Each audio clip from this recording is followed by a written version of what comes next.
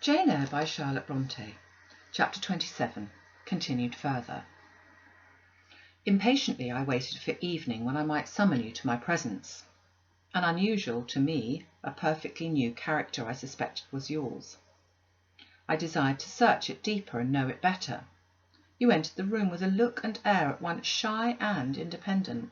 You were quaintly dressed, much as you are now. I made you talk. Ere long I found you full of strange contrasts. Your garb and manner were restricted by rule.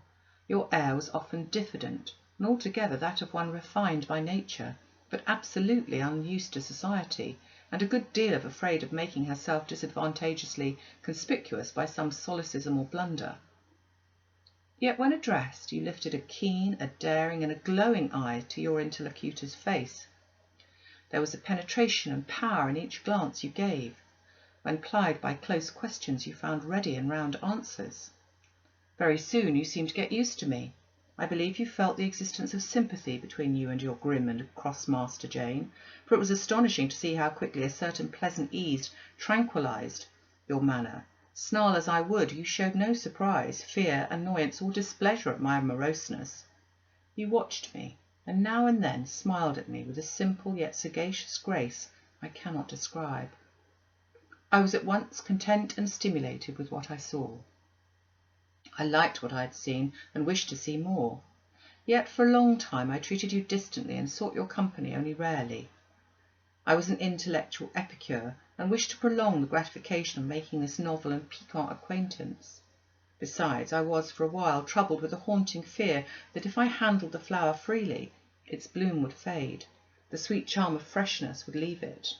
I did not know then that it was no transitory blossom, but rather the radiant resemblance of one cut in an indestructible gem. Moreover, I wished to see whether you would seek me if I shunned you, but you did not. You kept in the schoolroom as still as your own desk and easel. If by chance I met you, you passed me as soon and with as little token of recognition as was consistent with respect.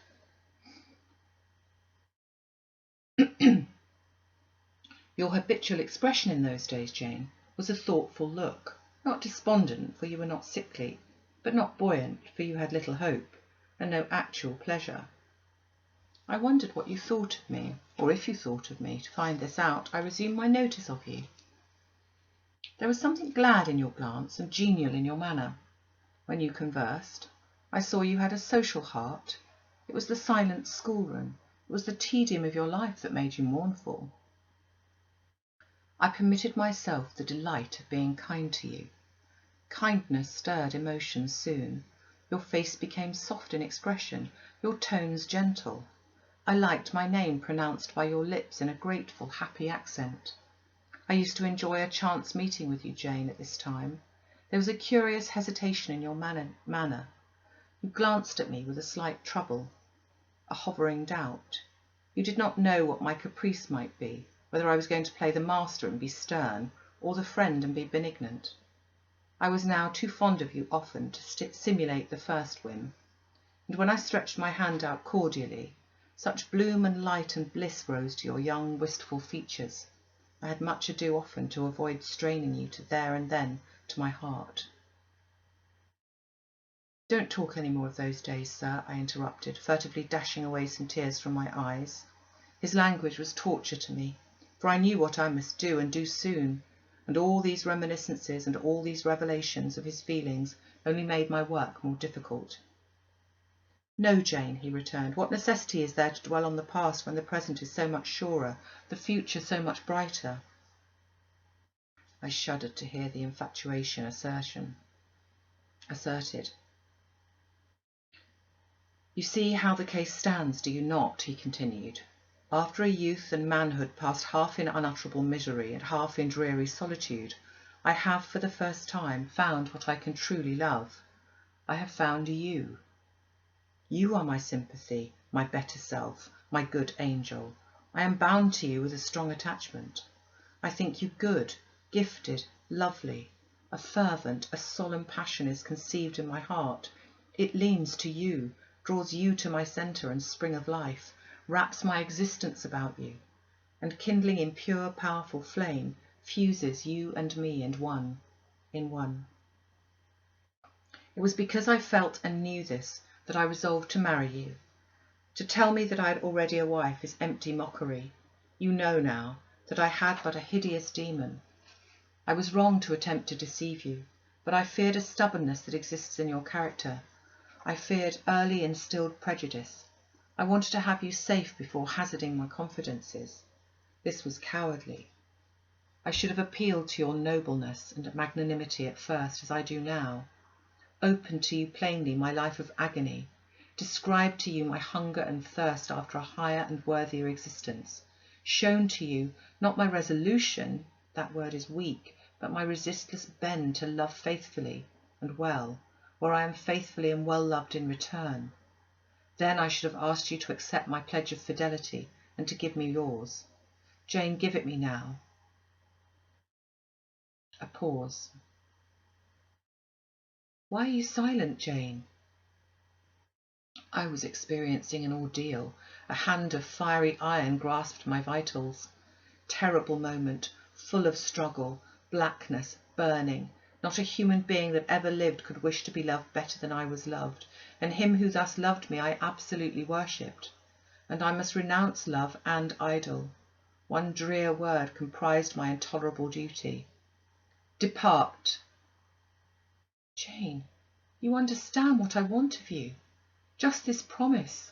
I will be yours, Mr. Rochester. Mr. Rochester, I will not be yours. Another long silence. Jane, recommenced he, in a gentleness that broke me down with grief and turned me stone cold with ominous terror. For this still voice was the part of a lion rising. Jane, do you mean to go one way in the world and to let me go another? I do. Jane, bending towards me and embracing me, do you mean it now? I do. And now, softly kissing my forehead and cheek, I do, extricating from myself from restraint rapidly and completely. Oh, Jane, this is bitter, this is wicked. It would not be wicked to love me. It would to obey you. A wild look raised his brows, crossed his features. He rose, but he forbore yet. I laid my hand on the back of a chair for support. I shook, I feared, but I resolved. One instant, Jane. Give one glance to my horrible life when you are gone. All happiness will be torn away with you. What then is left? For a wife I have but the maniac upstairs. As well might you refer me to some corpse in yonder churchyard. What shall I do, Jane? Where turn for a companion and for some hope? Do as I do. Trust in God and yourself. Believe in heaven. Hope to meet there again. Then you will not yield? No. Then you condemn me to live a life wretched and to die accursed? His voice rose. I advise you to live sinless, and I wish you to die tranquil. Then you snatch love and innocence from me.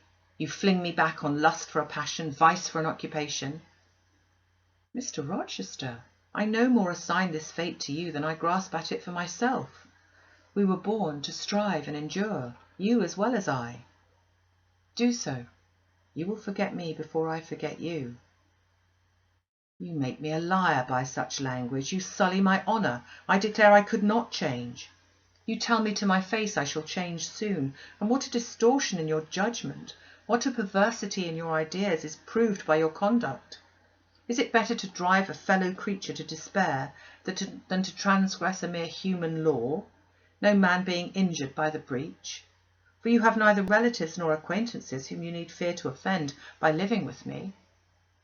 This was true, and while he spoke, my very conscience and reason turned traitors against me and charged me with crime in resisting him.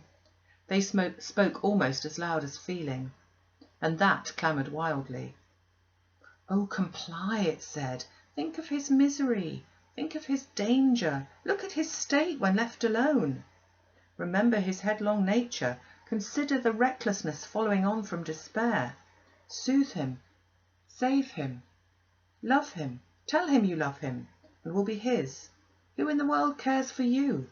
Or who will be injured by what you do? Still indomitable was the reply. I care for myself. The more solitary, the more friendless, the more unsustained I am, the more I will respect myself. I will keep the law given by God, sanctioned by man. I will hold to the principles received by me when I was sane and not mad, as I am now. Laws and principles are not for the time. Laws and principles are not for the times when there is no temptation.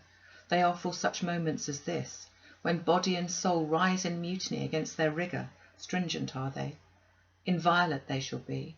If at my individual convenience I might break them, what would be their worth?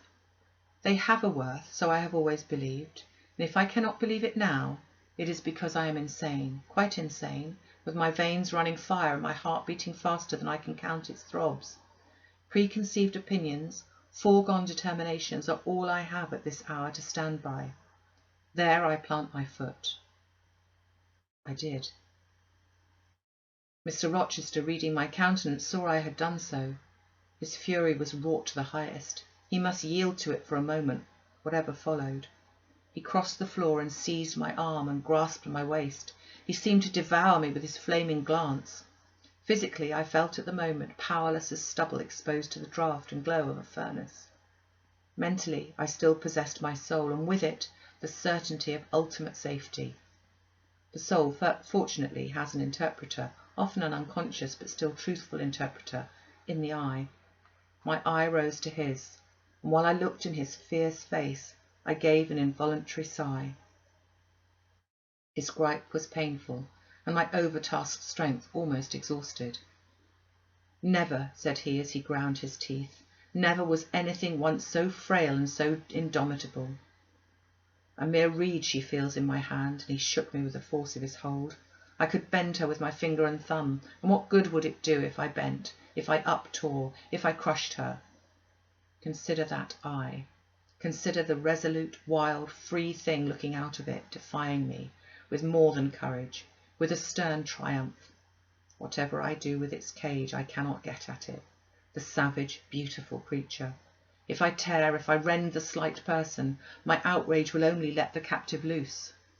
Conqueror I might be of the house, but the inmate would escape to heaven before I could call myself possessor of its daily dwelling place. And it is you, spirit, with will and energy and virtue and purity, that I want, not alone your brittle frame. Of yourself you could come with soft flight and nestle against my heart if you would. Seized against your will, you would elude the grasp like an essence. You will vanish ere I inhale your fragrance. Oh, come, Jane, come.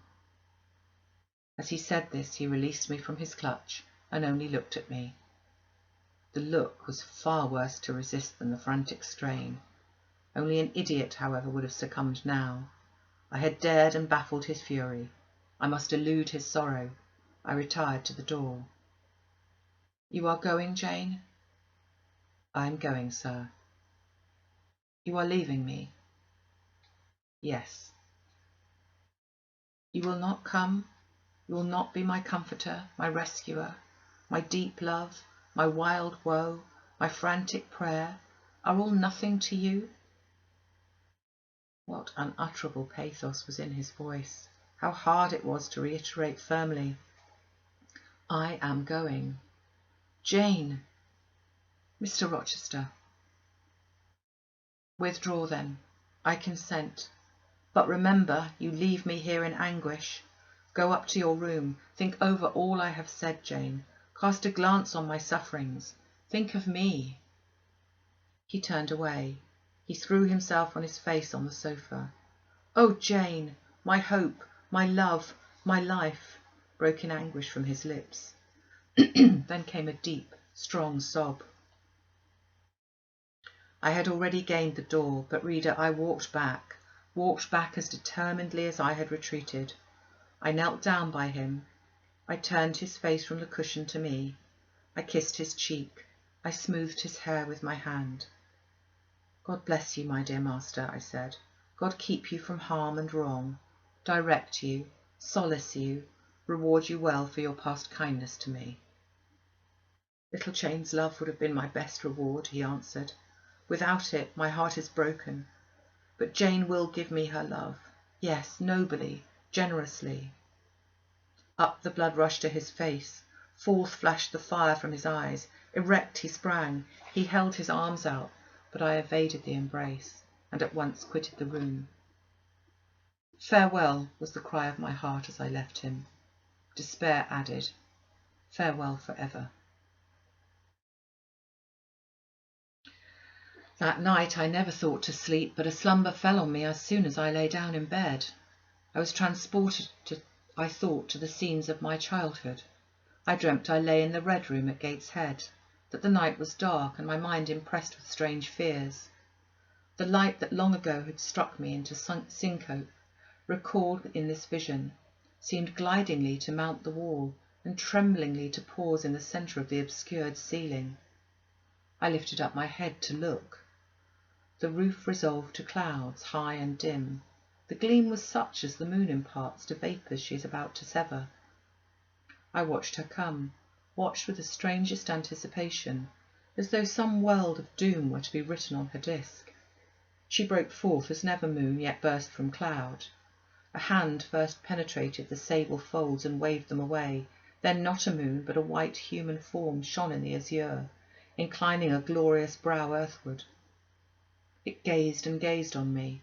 It spoke to my spirit. Immeasurably distant was the tone, yet so near it whispered in my heart, my daughter, flee temptation. Mother, I will. So I answered after I'd waked from the trance-like dream. It was yet night, but July nights are short. Soon after midnight dawn comes.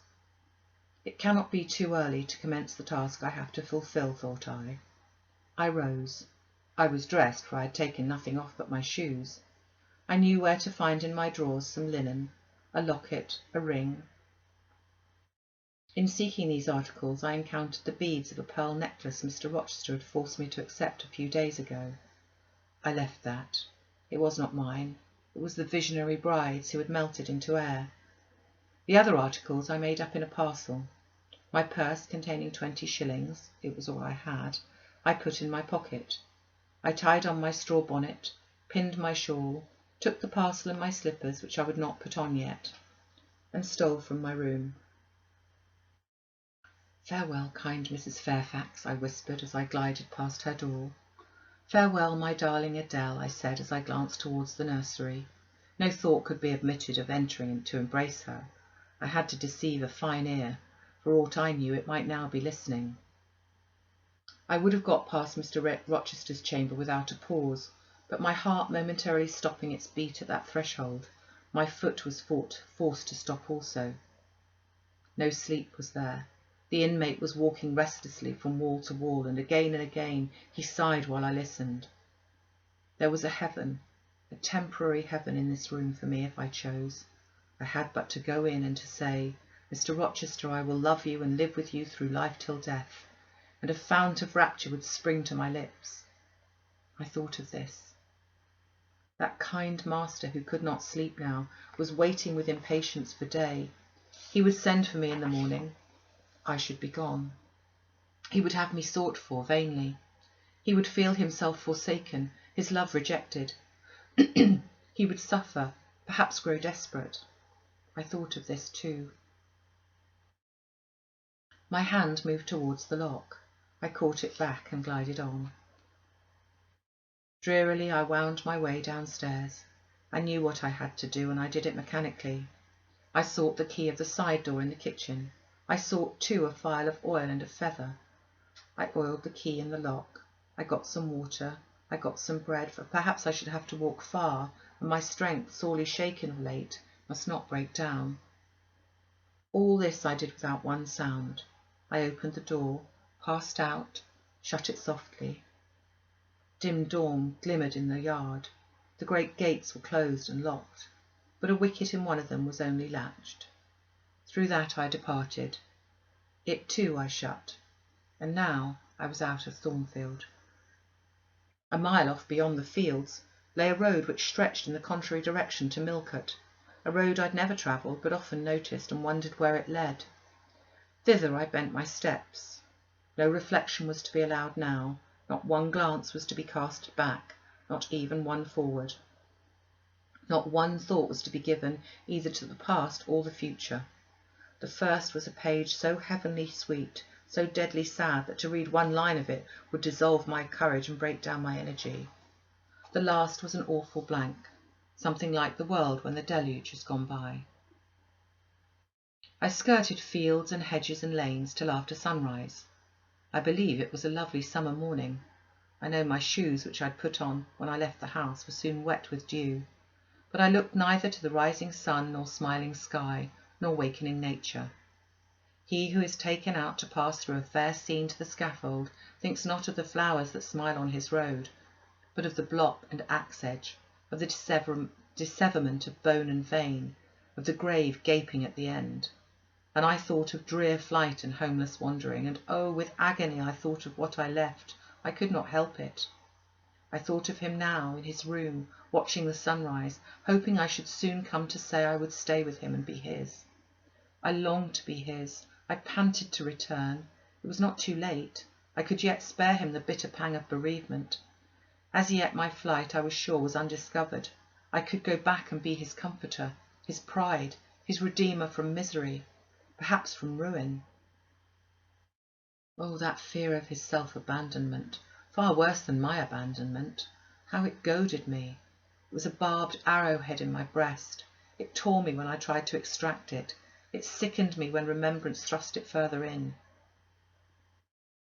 Birds began singing in brake and copse. Birds were faithful to their mates. Birds were emblems of love. What was I? In the midst of my pain and heart and frantic effort of principle, I abhorred myself. I had no solace from self-approbation, none even from self-respect. I had injured, wounded, left my master. I was hateful in my own eyes. Still I could not turn, nor retrace one step. God must have led me on. As to my own will, or conscience, impassioned grief had trampled one and stifled the other. I was weeping wildly as I walked along my solitary way. Fast, fast I went like one delirious. A weakness, beginning inwardly, extending to the limbs, seized me, and I fell. I lay on the ground some minutes, pressing my face to the wet turf. I had some fear, or hope, that I should die. But I was soon up, crawling forwards on my hands and knees, and then again raised to my feet, as eager and determined as ever to reach the road. When I got there, I was forced to sit and rest me under the hedge, and while I sat I heard wheels and saw a coach come on.